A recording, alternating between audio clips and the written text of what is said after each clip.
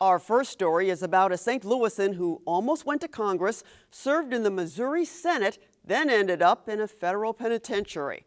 His name is Jeff Smith.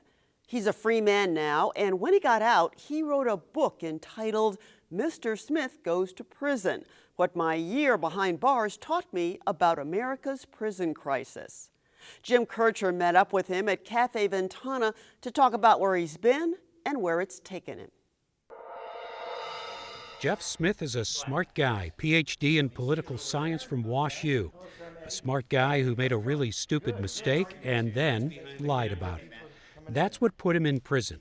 He resigned from the state Senate, served his time, wrote a book, and came home to St. Louis to get back to work. Jeff Smith, thanks for joining us. You've got a book out, you've got a new job, you've had an interesting life so far. Yeah, more interesting than I would have ever expected. But I was wondering, going into prison, were you thinking, well, at least I'll get a book out of this? No, that was the last thing from my mind. The front of my mind was, how am I going to survive this year and this experience? Because when you go into prison, first of all, just having the gates clang shut behind you is a pretty disorienting experience for the first time. And the strip search and the humiliations of the first couple days are fairly profound. And so that was really the furthest thing from my mind at that moment. But I learned a ton while I was there, and I tried to stay optimistic and think of it as a way to see a whole nother side of life in this country that most people with my educational background never get to see. Some background here. In 2004, Jeff Smith, who had no political experience, decided to run in the Democratic primary for U.S. Congress when Dick Gephardt retired. Nobody gave him a chance against Russ Carnahan. His grassroots campaign and near-upset victory was the subject of the award-winning documentary, Can Mr. Smith Get to Washington Anymore? He was then elected to the Missouri State Senate. But during the congressional campaign, an anti-Carnahan postcard had gone out, and it should have said who paid for it, but it was anonymous. A federal election law violation if Smith's campaign had anything to do with it. Smith knew who did the postcard, but he lied about that and stuck to the story. That's what got him a year and a day in federal prison. He resigned his Senate seat, went to a penitentiary in Kentucky that did not have a lot of white-collar convicts. At first, it's survival because you see fights and you see a lot of other things happen that, frankly, give you pause and make you remember that at the end of the day, you just got to get out of here intact. And I think a lot of people would think, okay, here's this not really big white guy going in. I was 5'6", 117 pounds when I went in, Yeah. So your survival is not based on strength or intimidation. No. It was a few different things. The first thing that helped me survive was the fact that I had a job. I was given a job in the warehouse on a loading dock. There were 6 other guys that I worked with. I think they weighed like 230, 250, 260, 305, 315, and 350. So it was 6 pretty big guys. And I think the prison captain who made the assignment thought that he was doing something that would hurt me, but it was a total blessing in retrospect, because when you go into prison at 117 pounds, it's not a bad thing to be buddies with 6 of the biggest guys on the yard. So that was the first thing that helped protect me. Secondly, at the warehouse, I had access to fresh fruit and vegetables, which almost no one else did because they usually never made it to the kitchen. And being able to kind of strategically distribute those. So you're smuggling out, what, pork chops and bananas and things like that, or what? Bananas, green peppers, onions. I never stole any meat because the penalty for stealing raw meat is one of the highest penalties in prison. You can get a new charge for that because in prison, bodybuilding is so central to the culture. So everybody's always trying to get protein. So no, I didn't steal raw meat, but I stole certainly fruits and vegetables, and I did it to survive because I was informed in my first week at the warehouse that another prisoner was about to plant raw meat in my jacket if I didn't start stealing. they thought since I was the only one not stealing that I was about to rat all of them out. And that's a for the bad hustle. thing. That's certainly a bad thing. Yeah. There's nothing worse in prison than being a rat. One of the things about you is you're very comfortable, familiar with the African American community. You're an African American studies major, but you walk into a situation where there's very strict self-segregation. How did you respond to that? Did you recognize that right away?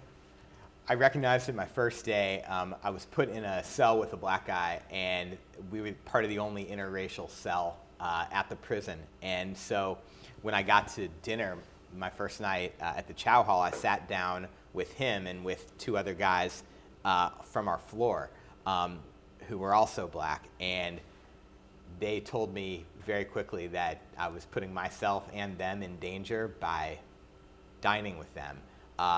And so within about 90 seconds, I got up. And then a white guy approached me named Cornbread, who was part of the Aryan Brotherhood.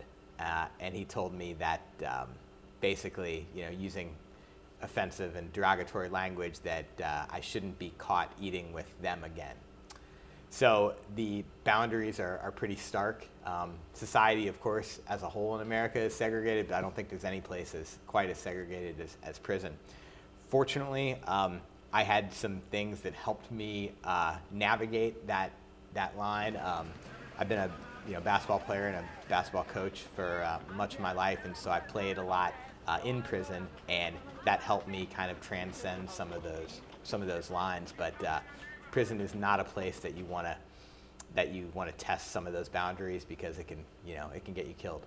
I kind of see your sentence was a punishment for something that you did. I don't think it was about rehabilitation. Nothing that I saw in there was about rehabilitation. So what is going on in there? Let's just talk about what you see as one of the bigger problems that needs to be addressed with this prison population. So you nailed it.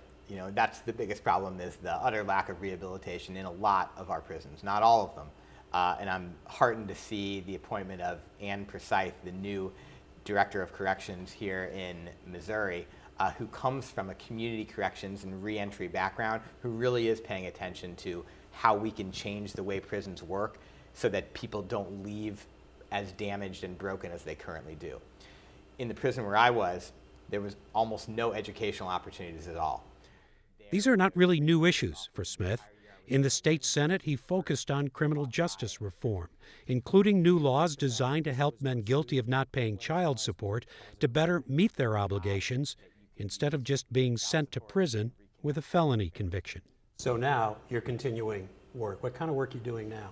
So now I'm Executive Vice President of Concordance Academy, a nonprofit agency founded by Danny Ludeman, who was a former CEO of Wells Fargo Advisors, and upon retirement decided he wanted to give back to the community and founded Concordance. We help men and women coming out of prison, out of Missouri state prisons. We are basically a one-stop shop for anyone who's coming home.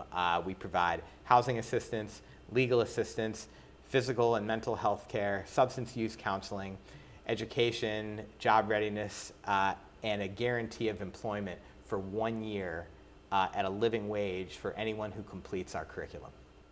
So going into prison, I'm thinking you got no street cred. Coming out of prison, for what you're doing, you got a lot of street cred.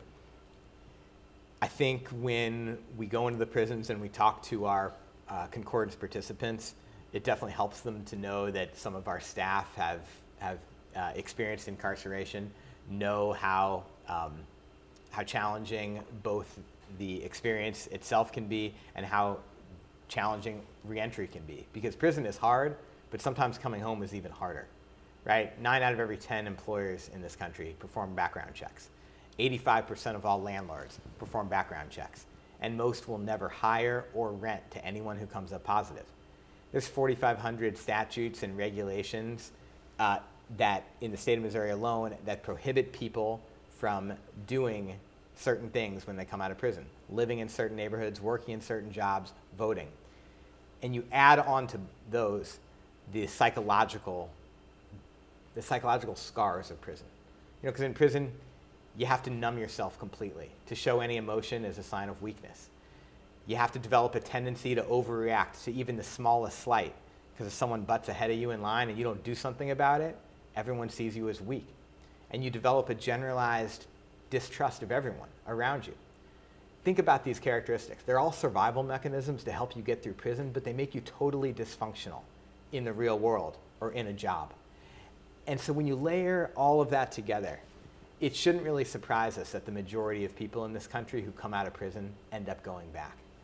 It actually sometimes surprises me that so many people manage not to when there are so many obstacles placed in your way. I wrote this book because I had a pretty unique perspective, a lens on this problem.